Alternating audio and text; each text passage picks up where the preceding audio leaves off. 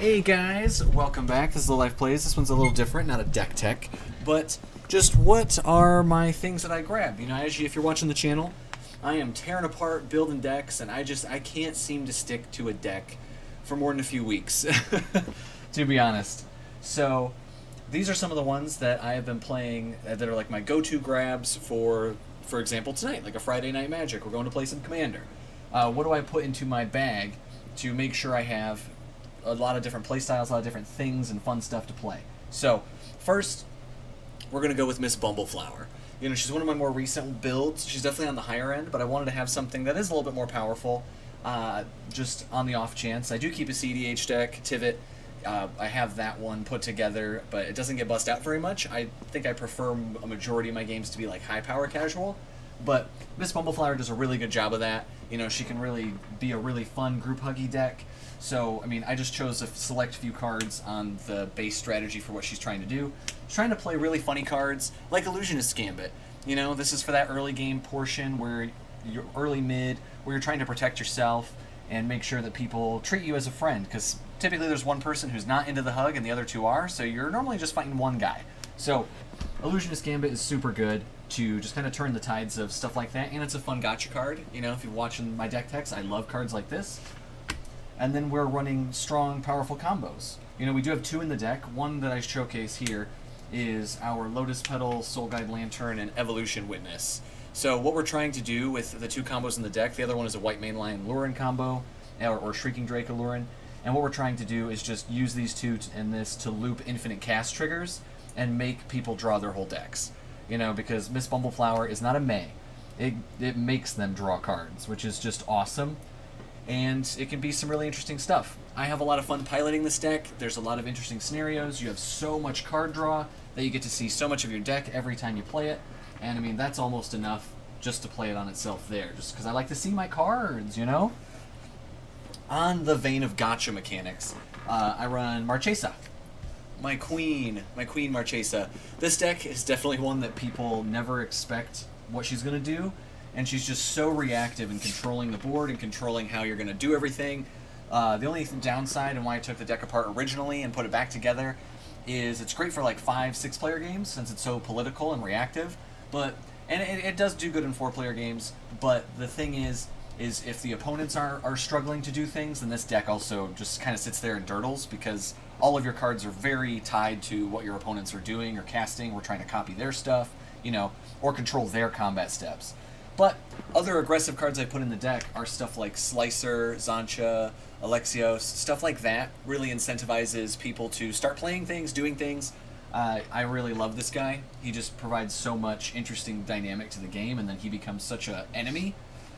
So we got that boy. And then some of the gotcha cards that I like a lot are cards like Backlash. You know, someone has a huge creature that they're prepping to kill me with or something. No, I'm going to make it hit them in the face. So not only that, yeah, you tap target untap creature, so it's tap 2, and then it also just smacks them. And just stuff like this is so funny. And then a big reason to play gotcha in Mardu, to have access to white and stuff, is good old Mana Tithe, man. You get somebody with a Mana Tithe, they can't be mad. You know, you spent all your mana, you tapped into that huge spell. Did you save one? Did you save one for Mana Tithe? No? Uh-oh. So I love to play with that deck so much. Another one that I typically choose to bring is going to be Hilda of the Icy Crown.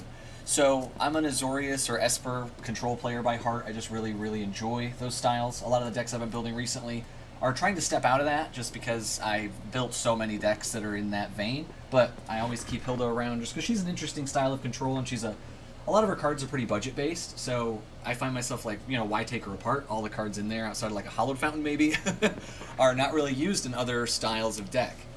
So Hilda, what we're trying to do is make these big bad boys. Make these boys swing in just because she has everything you want. She can make these 4/4s, she can buff your whole board, she can draw you cards. Really good. And all you gotta do is tap an untapped creature an opponent controls and pay one measly little mana. That's nothing, man. Nothing. So what we're doing there is we run a lot of like 2-mana rocks just to get her out. We want to get her out as fast as possible. And then having so much colorless mana doesn't have to be colorless, but it's nice to just have a lot of 2-mana rocks just to get more mana in the board, ramp and Azorius, and just get that stuff going. So that way we have the mana to activate her multiple times when we're tapping more than one thing. Like, for example, when we use like a Feeling of Dread. This taps 2 creatures. So we would like to have 4 mana up. And it has Flashback, which is just awesome. Love that. A Freeze in Place. This is just a showcase card that I really think is super funny in this deck. I mean, it is sorcery, so it's not as great, but the fact that it stuns it it puts 3 stun counters on it and scries 2, it's so powerful. You know, the big threat that you know you're not going to want, because typically you're trying to assess board state every turn of like, are they going to hit me? Are they not going to hit me? Well, this makes sure that that big thing is definitely not going to hit anyone for a while. So, I mean, shutting it down for so long is just so cool. Cool. And then you get access to some other fun cards, like borrowing 100,000 arrows. You know, these super interesting, very niche scenario cards where you draw a card for each tapped creature target opponent controls. Love it. Love it. Love this type of thing. And I love to bring Hilda to the table. She definitely gets you arch enemy status pretty quickly because you are just so controlling of the combat step that people want you to die. But they get a little frustrated because it's very hard for you to die because you're just not letting anything untap.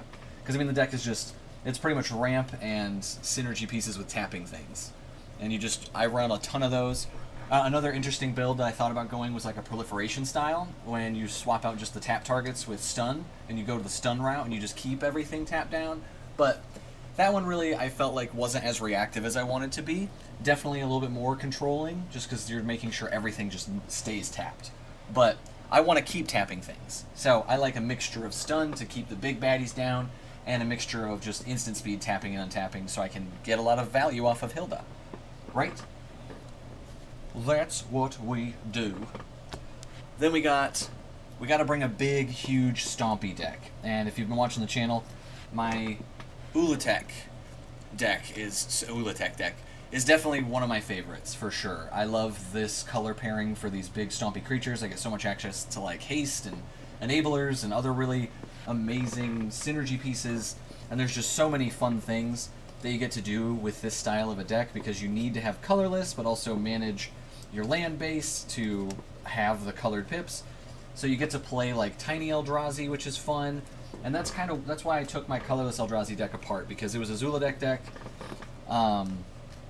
And the thing I didn't like about it is it really just kind of felt like artifacts. You know, like there were a lot of eldrazi in there, like the big titans and the big boys, but I wanted a deck that would allow me to focus a little bit more and maybe play some of the little dudes, you know, give them some time to shine. And when this guy came out, I was like, absolutely, this is gonna be the dude. This is gonna work. So my deck build for this, and why I kind of bring him around, is so I can play this cool little token. No, not really, but it's an added bonus. It's so we can obviously do Eldrazi things. Like, you know, I mean, he's doubling cast triggers. Or he's doubling any sort of, after you cast an Eldrazi spell, you copy all spells and copy all activated and triggered abilities. So what this deck is really focused on is copying really powerful cast triggers, copying really powerful abilities, such as like Annihilator, you know. So, I mean, some of the 2 really powerful copy Annihilation or copy cast triggers are going to be things like Hideous Taskmaster and Flayer of Loyalties. You know, I mean, if you're able to get one of these down and you copy it, whoo, man. I mean, this one, for each opponent, you gain control of one creature they control, and you give it Annihilator 1, Trample Haste, and then if you copied it, what? That's so crazy. That's just a huge Annihilator board. It's so fast, and we're able to get to 7 pretty quickly with this deck. And then, yeah, Flayer of Loyalties, this just ends games most times, or at least can put you in such an advantageous position that if you didn't win this turn, then you're going to win next turn. Because if you don't copy its trigger on the cast, you copy its you get one other thing at least, and then you copy the thing that swings Annihilator trigger, that's Annihilator 4. And I mean, that can be just pretty intense. I mean, I've had it go, if you have a haste enabler like Rhythm of the Wild or something out here, and then you have both of these out, and you choose to copy the Annihilation trigger, and you had 2 of these boys, well, you make the other one a 10/10 Annihilator 2 in haste, and then boom, and then you copy that, Annihilator 8? Annihilator 8, you crazy? You crazy? Yeah, it's so fun, and no one expects you to copy the Annihilation trigger. But how are we going to copy Annihilator trigger when it's on Eldrazi cast? I answer your question. We have a flash plan. So we're running a lot of cards like Vidalcan Orrery, we're running the Vivian, we're running lands that give us flash. So we're running the big Eldrazi come out haste stompy plan, but we also have this really, really interesting tech to play it instant speed. Because if we can play it instant speed with cards like Emergence Zone and Vidalcan Orrery, then we can use those tiny Eldrazi, for example, like a Void Grafter, to get the trigger, which is just super nice. I mean, this one has flash on itself, so that's just excellent. I mean, this guy's great in here. It's flash and protection, it protects something, gives it hexproof. But it allows you to play other Eldrazi, like maybe this Snapping Voidcraw. Sorry for the reflection. The Snapping Voidcraw. Like, it lets you get that out, flash speed, copy your Eldrazi, do just insane things. So that's why I really, really enjoy this teamer build of Eldrazi stuff. And, I mean, outside of that, we're also running, like, what am I running for my flash plan? It's a lot of stuff. Colorless spells and artifacts, so they had flash. We have a lot of things in here, yeah, like Vivian. Yeah, we really want to be able to play at instant speed. So we're running probably, I think, five or six ways to enable being to be. Oh, and we're running the other little creature guy, the little cicada guy. So we're running all those, and it really lets. I haven't had a game where I haven't been able to at least get one enabler out with, and then having a backup plan. But really fun, super interesting twist to Eldrazi outside of just the big smashy plan. And then the last deck, I just chose to go with 5. Like my core stuff that I'm always making sure is in my bag before I go. I typically bring like 6 decks, and just have a flex one unless we're going to be a long day. But this is what I bring now, is Roalesk. He's a newer one that I've put together, so obviously probably a lot of my stuff is going to be some of my newer things I'm assembling. But Roalesk is just so fun to play. Just so fun to play. And what you're trying to do is just do weird counter stuff. The big goal and why I wanted to build the deck in the first place was to play cards that double counters like Vorinclex, and then drop nasty Planeswalkers and ult them the turn they come down. Like, you drop this, you play a Garruk, comes in with 8 counters, you ult it, you have an emblem that you just get a creature from your library and put it into play. Like, what? That is just so strong. Each one of your end steps, you just get this emblem. So really hard, you can't really interact with it, and you just get this crazy thing, and there wasn't really a lot you could do. He's not in play long enough for you to hit him down and make sure I don't ult. I just drop him in ult. Another really annoying one, too. All of them are annoying. But Jace, Unraveler of Secrets. He comes down, ults, and now the first spell they cast each turn is countered? Whoa. Whoa, man. That's rough. And it's an emblem. It's an emblem, too. So now it's pretty much going down to player removal. But some other really fun things we're doing with Roalesk specifically is we're copying him. So if we don't have a card like Vorinclex or Doubling Season or whatever, we are able to copy Roalesk. And this is a bad example just because it doesn't become a legendary. But I use this to copy other things, like you can copy your Planeswalkers, or you can copy other things. But all of our other copy spells are planned to copy Roalesk, die, and then proliferate twice. And then if you do have a counter doubler, even after you have some Planeswalkers out, you get just so much value. I'm just going to get something else that's not. So like this. Like a Clever Impersonator. This is a better example than Spark Double. But Clever Impersonator comes in as a legendary Roalesk. You choose which one to keep. You keep the original. This dies. Proliferate. And we're not just Planeswalker counters. We're using other fun things. Like Lux Cannon. It comes down. You just start putting crazy counters on it. You start shooting people down with Lux Cannon.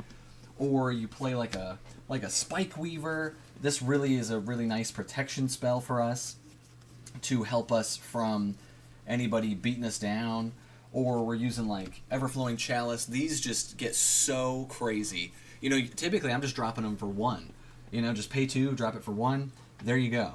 And then you just proliferate that counter, and there's such powerful mana rocks in this type of a build that most people are blowing up like lots of artifact removal just to keep you slow, but you're still in Simic, and you are still just, you have lots and lots of advantage in this deck. So I have a absolute blast piloting this, and it's Planeswalkers, but it feels really fun and interesting, and you get to ult Planeswalkers a lot. So definitely an interesting build. Weird things like Magistrate Scepter, that's always fun. Just proliferate counters on that, so it doesn't cost you as much as it normally would. And then you can just start taking extra turns, and then extra turns with Planeswalkers is pretty much game over. You know, if I'm allowed to ult my Planeswalker and then get more value out of them, and they're protected, yeah, good luck trying to get through that. I mean, it's so crushing. Just the amount of value that this deck can honestly have. It's super fun. So, now that I've wrapped that up, those are really the 5 decks that I make sure that I grab when I'm going to a game night, at least at present day. You know, maybe in a few months I'll reevaluate and do another one of these. I think it was pretty fun. If you enjoyed this video and you enjoyed seeing the decks, I do have deck lists and I have deck tutorials, deck techs for all of these decks that I've gone through. So feel free to check those out on my channel or look through the lists on Moxfield. But outside of that, I will see you guys in the next video. Bye!